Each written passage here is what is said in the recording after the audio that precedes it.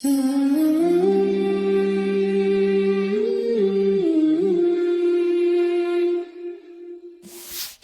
نفیسہ طاہر، یہ سیدہ نفیسہ طاہرہ جو ہیں یہ حضرت امام حسن کی پڑپوتی ہیں اور امام جعفر صادق کی یہ بہو ہیں اور امام موسیٰ کاظم کی بھابی ہیں۔ آپ کی والدہ محترمہ سیدہ لبابہ بنت حضرت عبداللہ بن عباس کا پہلا نکاح حضرت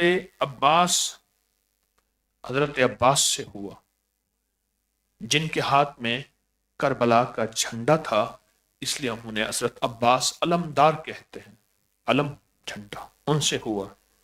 پھر ان کی شہادت کے بعد حضرت امام حسن کے پوتے حضرت حسن بن زید کے نکاح میں آئیں۔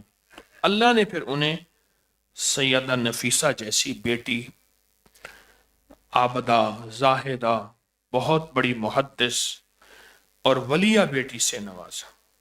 ان کے جو شوہر تھے سیدنا اسحاق، جو حضرت امام جعفر صادق کے بیٹے تھے اور حضرت امام موسیٰ کاظم کے بھائی تھے۔ سیدہ نفیسہ قرآن پاک کی حافظہ، تفسیر پر عبور اور علم و فضل کی وسعت کا یہ عالم تھا کہ امام شافعی خدمت میں گئے اور بعض احادیث کی سماعت کی، ان سے حدیثیں سنی، اللہ سے ڈرتی، قیام اللیل کرتی، دن کو روزہ رکھتی، 30 حج کیے اور غلاف کعبہ سے لپٹ جاتی، دعا مانگتی اور رو رو کے کہتی۔ حضرت زینب بنت یحییٰ کہتے ہیں مجھے 40 سال اپنی پھوپھی کی خدمت میں رہنے کا شرف حاصل ہوا۔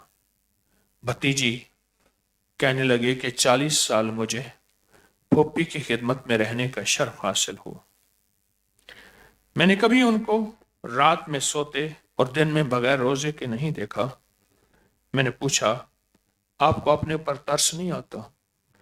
کہا کیسے ترس کروں، میرے سامنے دور تک ایسی خوفناک وادیاں ہیں، اگر ان کو پار کر جاؤں تو میرے لیے بڑی بات ہے۔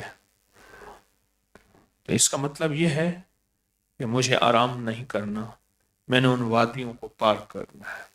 یہ وہ ہستی تھی کہ مال دولت بہت تھا، مریضوں پر خرچ کرتی، جزامی کوڑھیوں پر خرچ کرتی، حاجت مندوں پر خرچ کرتی۔